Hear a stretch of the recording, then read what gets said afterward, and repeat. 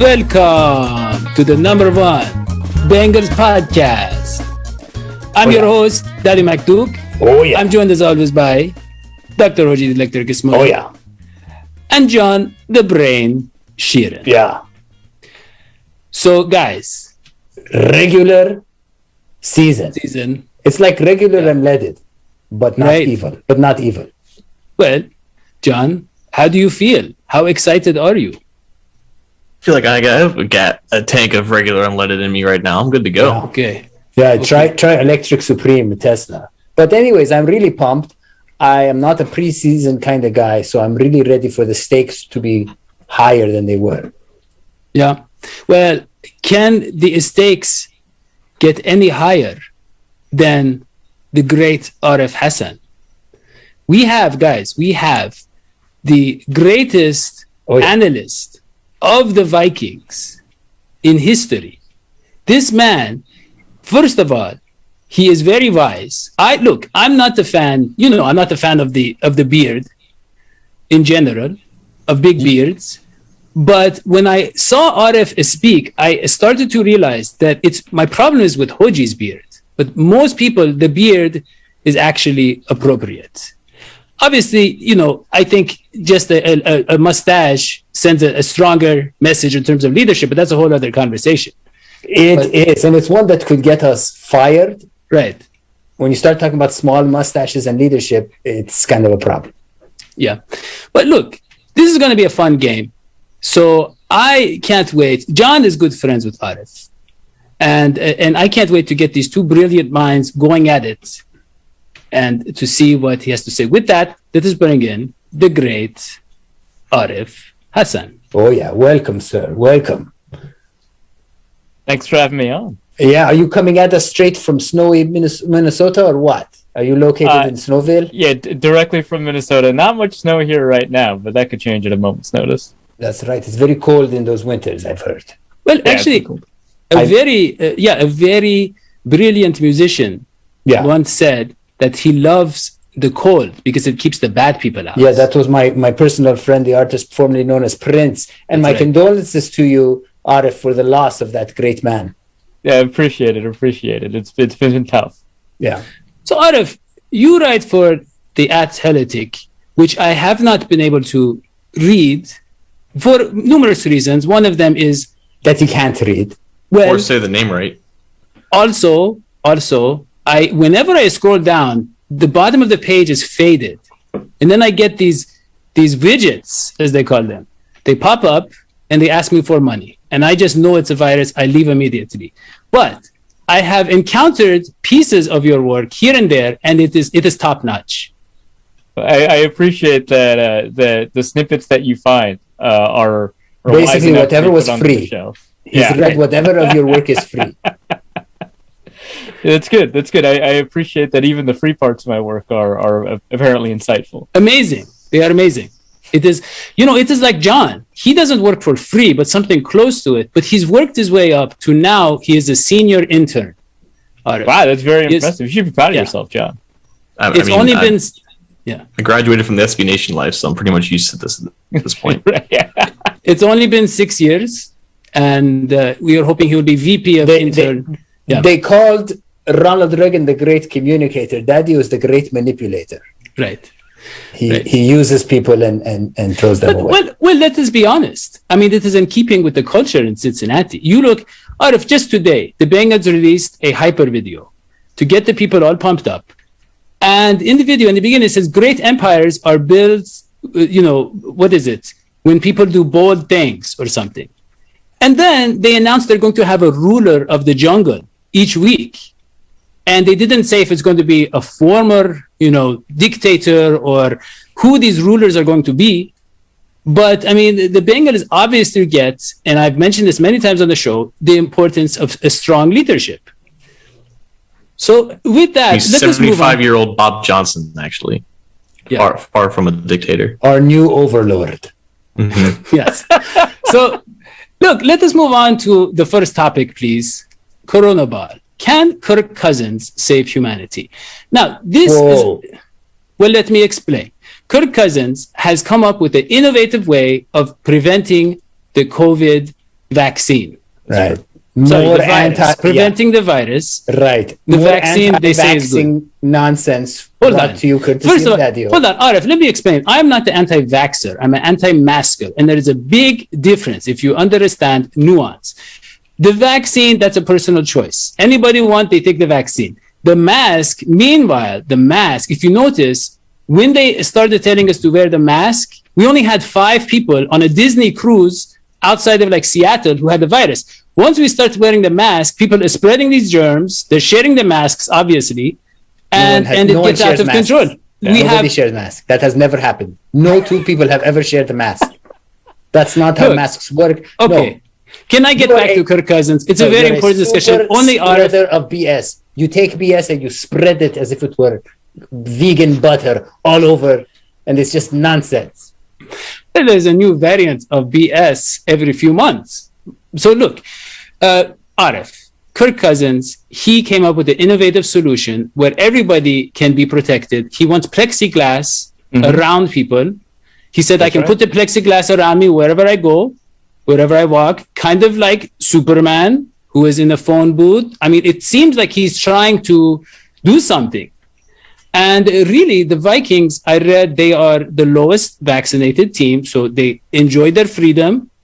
And it is only, I think it's like, I think Kirk Cousins, if he does end up testing positive, I think this plexiglass could be a very interesting solution if they allow it on the field. What is your take? You have 3 seconds. I think that the plexiglass solution is interesting. There are some hurdles you have to go through.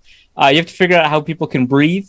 That one's a pretty big hurdle. That's why I'm anti-mask. That is why I'm anti-mask. Arif, would you agree that breathing is an important thing for a human being to stay alive to it? Well, I think so, especially for, I think, a football player. There's a lot more breathing involved when you're engaged in athletic activities. So you have to figure that out. I think most of the solutions to figuring out the breathing problem kind of ruin the effectiveness of plexiglass because you poke holes in the plexiglass and then the virus can get out. So there are some small things to be worked out with the plexiglass solution, but certainly, innovative solutions are kind of what you look for with Kirk Cousins. Thank you. It's what drives this country. Yeah. Sure. Yeah. Well, he might be your Captain Kirk, but he ain't mine. And I think that this whole thing is ridiculous. And in fact, I really wonder. I mean, joking about the COVID aside, Arif, how far can this team go with Captain Kirk? I mean, COVID issues aside, they've had this. They've been sticking to this man as if he's their savior. I mean, what's up? There aren't any other plans in Minnesota. It seems like, is he the guy who's going to get you there? I think it's somewhat unlikely that he'll be able to bring them a Super Bowl ring, but I think that given the options that they had at the time, it wasn't a bad decision to sign Kirk Cousins, given what they thought about the state of their roster. And unfortunately, the nature of that is because of all the guaranteed money, they don't really have an opportunity to kind of move on from him. Now with this contract potentially coming up at the end of the 2022 season, they might be able to evaluate Kellen Mond, who they drafted in the 3rd round, to potentially be a savior, right? To potentially take over for Kirk Cousins. But, right. I mean, he produces, fairly well. The issue is that in kind of high leverage situations like the 2-minute drill or most high leverage situations like the 3rd down, he doesn't really kind of match the level of performance that he has on standard downs. And so that's obviously going to be pretty important in a playoff run. And I think that's the concern, right? Because the points that they score, they're pretty good. The numbers that he puts up, they're pretty good. Situational football, that's a pretty big concern from, I think, the perspective of the Vikings winning it all. But I think that a good enough defense, you can win a lot of football games and make it to the Super Bowl with a decent enough quarterback. And I think Kirk is a little bit more than a decent enough quarterback. So if they put together the right team around him, they can kind of ride that into a ring. I think it's just a lot harder than if you've got, like, say, Patrick Mahomes or something like that. You just played Andy Dalton bingo right there. You literally just named off all like the great things that we always heard about Andy Dalton, and it makes sense because Cousins seems like he's Dalton 1.5. Right. So I was just on another Bengals show. I don't know if I'm allowed to name them on this show. You are, because we do not feel threatened. We are called the number 1 Bengals podcast. I don't know if you know that, Arif. We basically trademarked the name. We never have to worry about competition. That's what that means. Courtney, can you verify that? You would think that it's really good marketing. Yep, 100% verified. There you go. Somehow, some way, we have no idea how. There you go. That's our producer. Yeah. Yeah, you would think it's good marketing, but really the show is not making a ton of money. So well, I was on the Who Dey Den podcast with Taylor Cornell, and he basically said the same thing. He was like, Kirk Cousins kind of reminds me of Andy Dalton in a big way. And I think, that 2015 season, I think the Vikings were trying to capture the 2015 Andy Dalton season for themselves and get, a top 3, top 5 quarterback performance, given kind of the state of the rest of the roster. They've got a really good skill position group around him. They're hoping to get that offensive line up there. And so it is, entirely within the realm of possibility that they can kind of, put some things together. Unlike Andy Dalton, Kirk Cousins does win playoff games on occasion, so he's got that going for him. But he does need to do a little bit more. I mean, Jimmy Garoppolo is another pretty good comparison. It's another quarterback that you kind of put in the same category. He made it all the way to the Super Bowl over Kirk Cousins. And I think that if you've got that kind of roster, there's a lot of quarterbacks where you can't say that, where you can't say that he's going to do enough by himself or that he's going to do enough with the team around him to be able to put up the kind of points that you need in order to get into the Super Bowl, unless you go all the way back to Trent Dilfer. I think that, Cousins as a top 10-ish, like 11th, 10th-ish quarterback can kind of put you there so long as you've got the rest of it. And I think he's a little bit better, right, than what Andy Dalton can provide on a good day. It's just sometimes that category of quarterback just puts you behind the 8 ball when it comes to constructing that type of roster. Well, it's interesting. Software update. Yeah. Yeah, exactly. It's like 2.0. Yeah, for sure. Well, it's interesting when Cousins, I think his first coordinator when he was the starter, one of the first coordinators was the Gruden guy, Joey Gruden or Jimmy Gruden, I forgot, the brother of John Gruden, who was with the Bengals with Dalton, and he made the comparison. And at the time, it was seen as a good thing. It was like, oh, he could be the next Andy Dalton. So maybe he developed him as such. And so I'm sorry for that. But look, I want to move on to the LSU reunion. So look, Cousins, whatever he is, like you said, he can put up stats. He can have those big games. And this might be that game for him, in part because of Justin Jefferson, who is going to be guarded by Eli Apple, most likely. Right, John? Yeah, I think so, because another former Viking, Trey Waynes, is not going to play in this game. He's yet to play for the Bengals, and he's missing out on his revenge game. So it's Apple and Awuzie going up against one of the best wide receiver duos in the NFL, including Jefferson. Yeah. And so this could be fun. I mean, look, these guys haven't been together. They had a record-setting NFL college season, championship season. You have Jefferson, you have Chase, you have Burrow. And John, I don't think that Moss is going to be active, right? He's on the practice squad. So yeah, so he's probably not going to be active. So how many touches you really think Chase is going to get? You think how active you think he's going to be? I mean, if you're basing, contribution on here we go. Here is the hot cake part of the show, Arif. Yeah. He just throws out the hot cakes and he hopes that the fans will eat them up. Yeah, eat my cake. Yeah, that's what I say to all of you who disagree with me. Eat my cake. Yeah, but I don't think Chase has earned much play time. I think you let him play later. This is big boy time. But John, I asked John before the show how Minnesota's secondary is. He said not that great. So maybe this is a good start. This is a good opportunity for Chase to get going. John,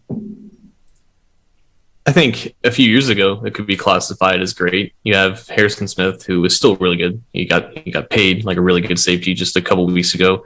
How much in the tank does Patrick Peterson have is the important question. He's on the wrong side of 30 now. Opposite of him is Rashad Breeland, who I think had a really good preseason. But again, I think if you're the Bengals and you have both T. Higgins and Jamar Chase on the outside, you're not really shying away from Breeland necessarily. It's weird because you don't play the Vikings until like on a 4-year cycle. So you don't have a lot of recent tape of seeing these guys in these similar situations, and both teams are so much different than they last played. But I guess that is the question. Like, how advantageous do they see those matchups on the perimeter against two cornerbacks that I think if you have Jamar Chase and T. Higgins and you're confident in both of them with Joe Burrow at quarterback, you shouldn't necessarily see them as like these lockdown, shutdown corners that you necessarily have to avoid. So even though that Chase had a rough preseason, obviously you can't deny that fact.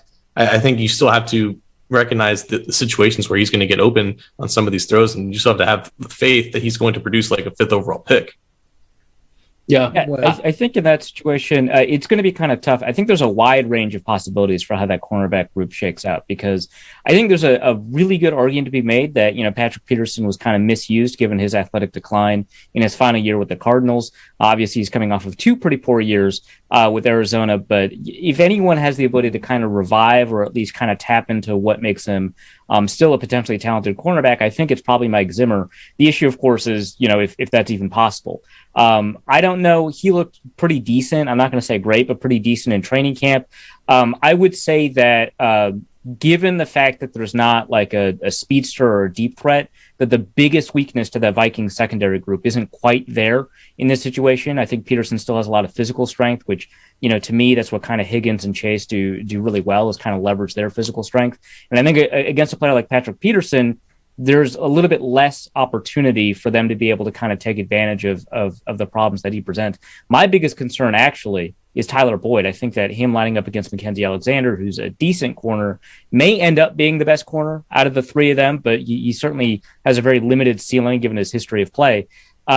I think that his quickness up against Tyler Boyd's quickness, I think that's going to be a pretty big concern. It could end up being a pretty big game for Boyd, or when the Bengals go into 2 wide receiver, you probably put Boyd against either one of them. I'd probably put him up against Peterson, just because we saw what Stephon Diggs did against Peterson last year, and leverage a lot of that quickness. So that would be my concern. But I think that from the perspective of matchups, there is something that you can say that Peterson might be able to kind of keep up or handle them fairly well. Then Breeland has had a very up and down career. Like you said, he looked really good in the preseason. He's looked really good in camp.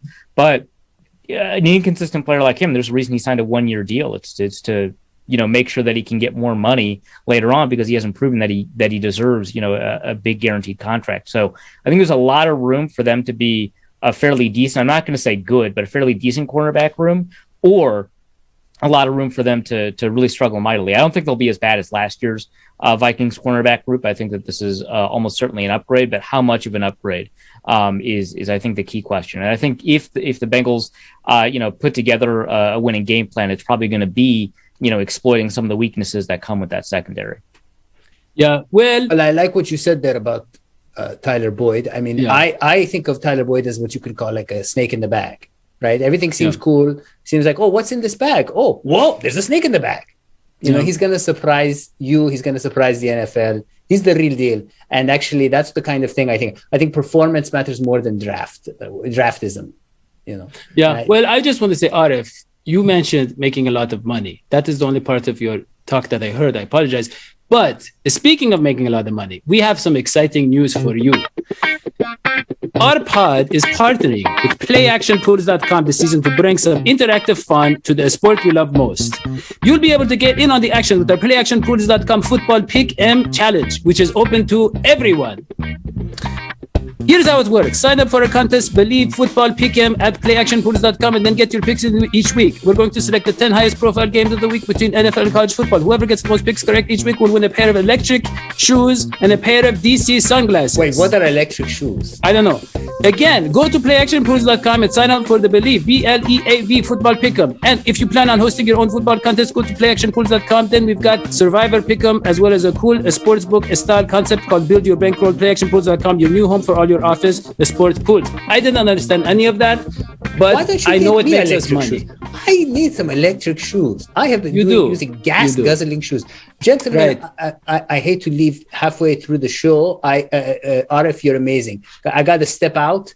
I have to take care of, I actually meeting some celebrities. I can't name them. Right. But their last name ends with Ian's and begins with Kardash. So I got to go. I got the Kardash myself.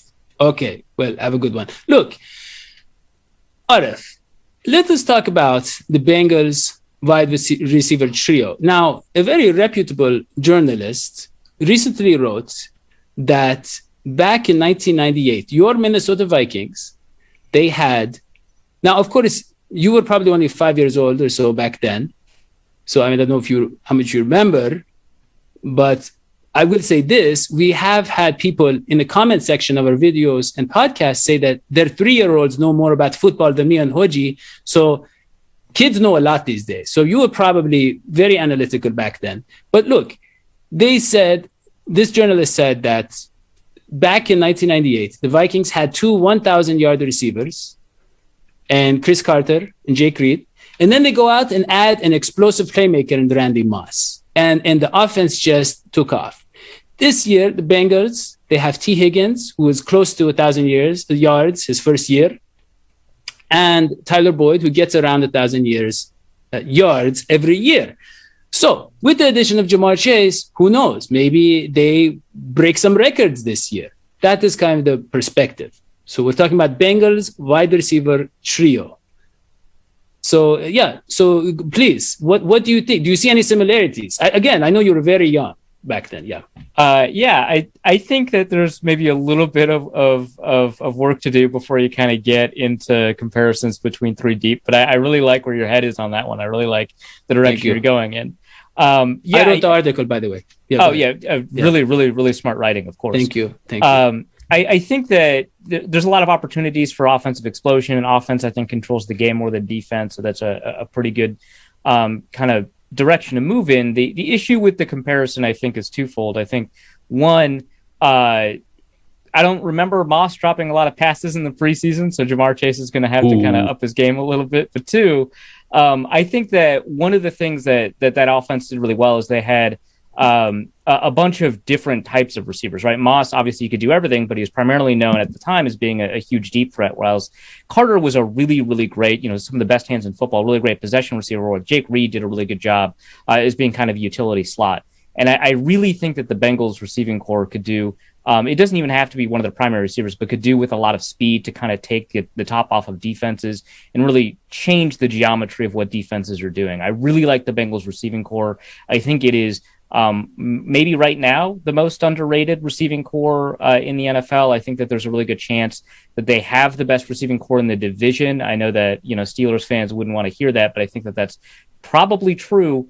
Unless Donovan Peoples-Jones develops remarkably well for the Browns and Odell Beckham finds kind of what made him good in the past. But I think right now they've got the best receiving group in the division. But the problem is you're competing against receiving groups like the one in Tampa Bay, the one in Dallas, the one even with the Vikings, they're two receiver set, right? And so it'll be tough to kind of put themselves in that same spot. If T. Higgins continues to win contested catches at that remarkable rate that he does, if Ja'Marr Chase kind of rediscovers his college form, which I'm more than confident he will, I think that you could begin having that discussion. I think that that's pretty interesting. You do have to add on to the fact that by the time Moss joined the Vikings, Carter was already going to be headed towards the Hall of Fame. I don't know that I could say that about Tyler Boyd or T. Higgins, but let me just say this: Jake Reed was on the decline. He didn't have another season like he did before Moss arrived, after Moss arrived. I mean, he was injured that first year. But you're forgetting one more thing, Arif, which is that all those receiving groups that you talked about, Tampa Bay, none of them have a quarterback who threw 60 touchdowns, in his last year of college. None of them have that upside in terms of the video game kind of a stats like Burrow. So I mean, another thing I would say that Tom Brady has done all right for himself in his career. He's done okay. Right. If you're into the kind of the grueling kind of the very slow paced kind of boring kind of. But I want to say this. What I'm hearing from you, and I want John to chime in, is that you don't think the Bengals have an explosive deep threat, and you don't think Ja'Marr Chase is that kind of guy who can stretch the field. Whereas I do feel that a lot of people are saying maybe his numbers aren't that impressive, but he was 19 and he's grown athletically and he's kind of developed that part of his game. John? Yeah, I mean, that's what Chase was brought in to do in the first place. We just haven't really seen it because they weren't really going to do any of that stuff in the preseason. And then when he dropped a bunch of passes, they weren't going to really utilize them anymore. But I think that's the hope of Chase. You have a dynamic forming with those three receivers. But turning over to the Vikings for this kind of same discussion, who is the third receiver for the Vikings? I know you tweeted out something about Mike Zimmer saying that their offense is going to run more three receiver sets, and you could visibly see like the dread in his eyes when he said it. So who is that third receiver behind Thielen and Jefferson right now? I'm just as excited to find out as you are. There's a good chance it's KJ Osborne, who didn't see the field at all last year, at least on offense. He was a fairly disappointing special teamer. Was not actually, I think, all that great at Miami, was pretty good at Buffalo, but was kind of hidden by the fact that they had God, I totally forget the name of the other receiver, like Anthony Jackson or something along those lines. A really incredible receiver for them, but hasn't turned out in the NFL yet. But Osborne has looked really remarkable in camp, and there's a really good chance that he's been able to kind of catch on and grab that third receiving job. On top of that, they just drafted Demir Smith-Marset, who's looked really good in camp. He's looked fairly good in the preseason. He hasn't gotten a lot of opportunities with like Jake Browning throwing to him. I mean, he's a deep threat, and Jake Browning doesn't really do that. So it was kind of difficult to figure out what Amir Smith-Marset could do, but he's been electric on special teams. Of course, they just brought in Dede Westbrook, who could be the wide receiver 3. We know he's the primary punt returner. I think as a third wide receiver, Dede Westbrook is quite talented. I don't think it's quite the same thing as like a Jamar Chase, T. Higgins, Tyler Boyd situation where, any of them could step onto a roster and start right away. I don't think that's true for like Dede Westbrook.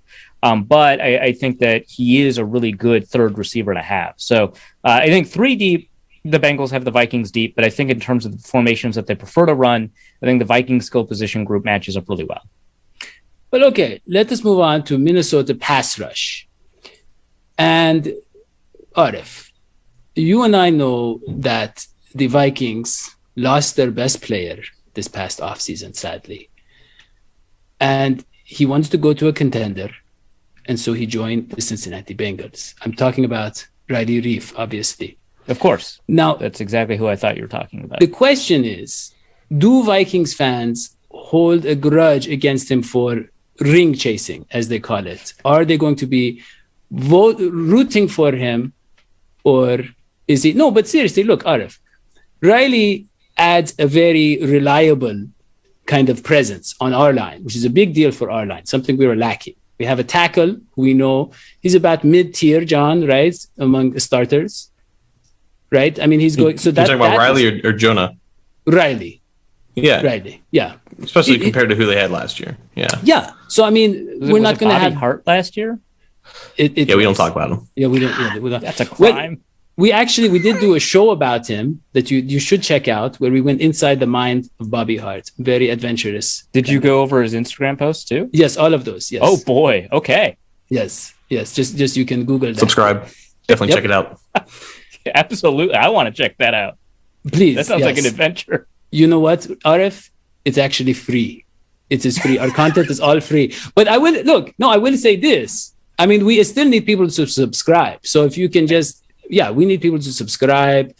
We make, a good, I would say, double digits per month in terms of dollars, So we need some subscribers. Yeah. But look, we are very worried about your pass rush. Yes, Riley is pretty good.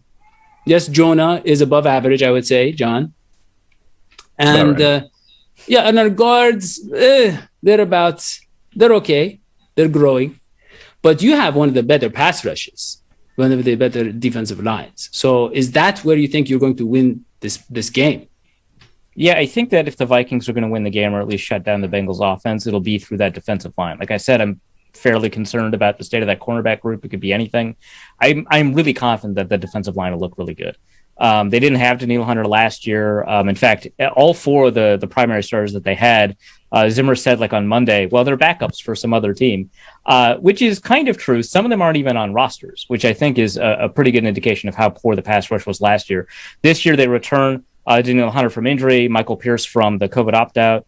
They signed Dalvin Tomlinson, and it looks like they'll be starting 4th-round draft pick DJ Wonnum, 4th-round pick from like 2 years ago. So it is going to be an entirely new setup. I think that Danielle Hunter is kind of poised for a really huge season, and I know you can kind of always say that about a young pass rusher that's got pretty good statistics and all that. But I think based off of what I've seen in camp, and that includes the joint practices. I guess he wasn't actually in the joint practices, but what I've seen in camp against Brian O'Neill, who just got a pretty big deal, and just generally what I've seen from Danielle Hunter, each one of the best edge rusher off seasons I've seen. I don't know how well that's going to translate, right? But I've seen Jared Allen go up against Matt Khalil. I've seen Everson Griffin go up against, TJ Clemmings. I've seen really good edge rushers go up against really bad tackles. And I really think that Danielle Hunter, going up against a fairly good right tackle, I think he's the 2nd highest paid right tackle in the NFL right now.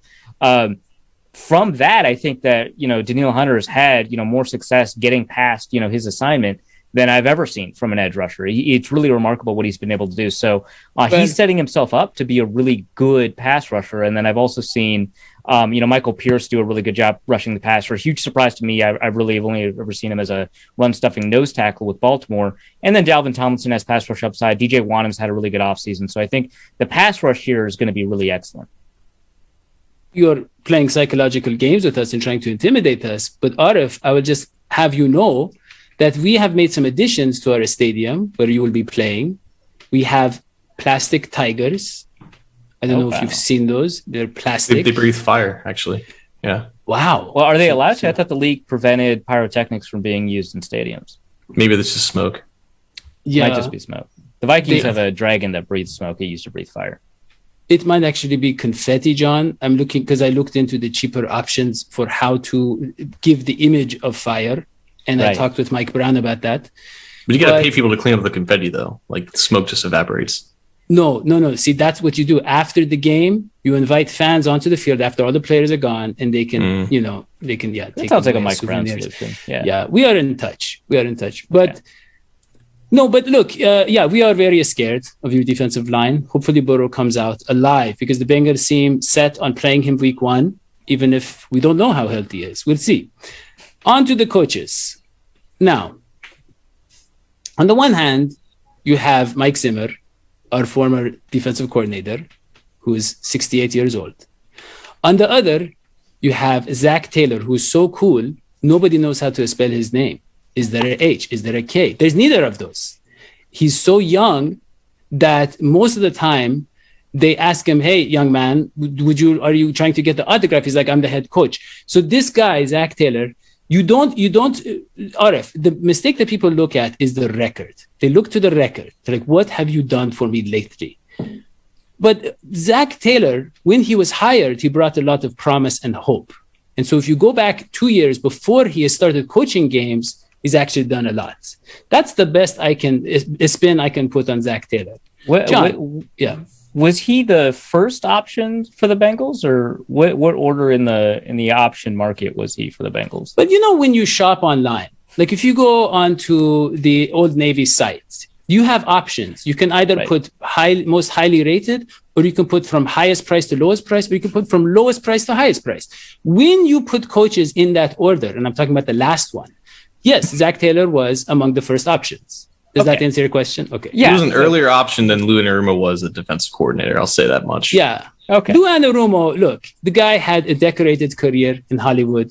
He obviously worked. Wrong Lou. Okay. Anyways, John, how much of a mismatch? Because you and I respect Zimmer very much. And a lot of Bengals fans wanted him to be the head coach. He's had a solid, and that's something I want to ask Arif. He'll have about 4 seconds to answer this. Look, what do Vikings fans think of him? Because he has gotten results, but he hasn't gone all the way. But in Minnesota, where the expectations aren't that much higher than Cincinnati, what do they think? Is it time for change just for the sake of change? Or is it like, hey, we actually have a guy here who knows how to coach? Yeah, I think that when Zimmer was hired, I think a lot of people were really excited. He seemed like a person that, everybody needed to give a chance.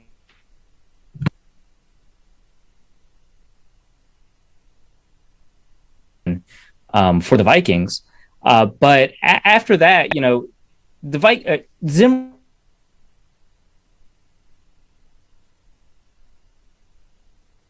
So I think that a couple of people are kind of frustrated that he hasn't been able to take them very far, which is kind of weird because they've gone to the NFC Championship game, but they haven't been able to, make sure that, they've got a real genuine shot at a ring.